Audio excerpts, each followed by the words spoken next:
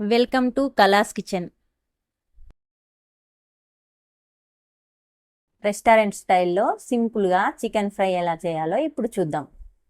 ఇలా చికెన్ని నీట్గా కడుక్కొని పక్కన పెట్టుకోవాలి. 3 నుంచి 4 పచ్చిమిర్చి తీసుకొని ఇలా సన్నగా తరుక్కోవాలి. ఇప్పుడు ఒక పెద్ద ఆనియన్ తీసుకొని చిన్న చిన్న ముక్కలుగా కట్ చేసుకోవాలి. అలాగే కొత్తిమీర కూడా కొంచెం కట్ చేసుకోవాలి.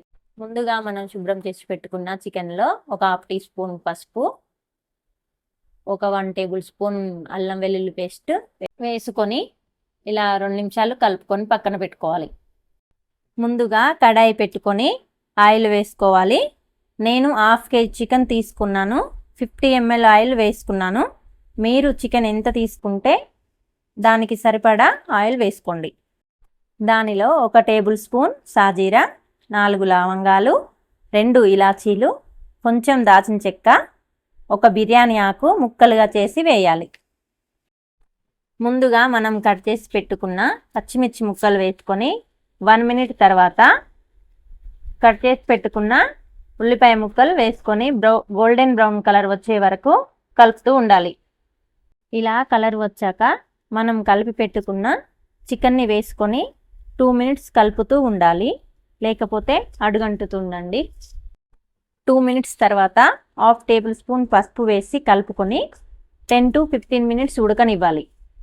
ఇలా ఉడికించుకున్న చికెన్లో 2 టేబుల్ స్పూన్ కస్తూరి మెంతి వేసుకొని కలుపుకోవాలి. ఇలా కలుపుకున్న చికెన్లో 1/2 టేబుల్ స్పూన్ మిరియాల పొడి వేసుకొని మంచిగా కలుపుకోవాలి. ఇలా కలుపుకున్నాక 2 టేబుల్ స్పూన్ కారం, రుచికి సరిపడినంత ఉప్పు, 1 టేబుల్ స్పూన్ ధనియా పౌడర్ వేసుకొని మంచిగా కలుపుకోవాలి.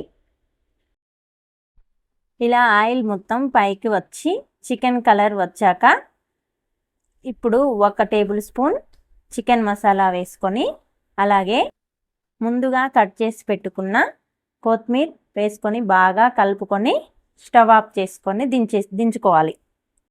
ఎంతో రుచికరమైన చికెన్ ఫ్రై రెడీ. నా ఈ రెసిపీ నచ్చినట్టయితే లైక్, షేర్, సబ్స్క్రైబ్ చేయండి.